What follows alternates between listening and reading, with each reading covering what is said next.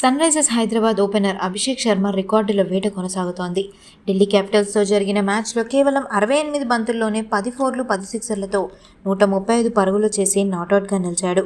ఈ సెంచరీతో అభిషేక్ శర్మ టీ20 ఫార్మాట్లో సరికొత్త చరిత్ర సృష్టించాడు. టీ20లో ఎక్కువ సెంచరీస్ చేసిన భారత బ్యాటర్గా ఉన్న విరాట్ కోహ్లీ రికార్డును సమం చేశాడు. కోహ్లీ 420 మ్యాచ్ల్లో ఈ ఘనత సాధిస్తే అభిషేక్ శర్మ కేవలం 188 మ్యాచ్ల్లోనే 9 శతకాలను నమోదు చేశాడు. 8 సెంచరీలు చేసిన రోహిత్ శర్మ రికార్డును అభిషేక్ శర్మ అధిగమించాడు. ఐపీఎల్ హిస్టరీలో ఒకే ఇన్నింగ్స్లో 10 లేదా అంతకంటే ఎక్కువ సిక్సర్లు కొట్టిన రెండవ బ్యాట్స్మెన్గా కూడా అభిషేక్ శర్మ రికార్డు సృష్టించాడు.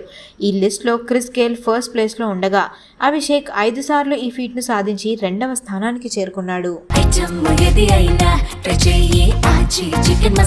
ఆచి చికెన్ మసాలా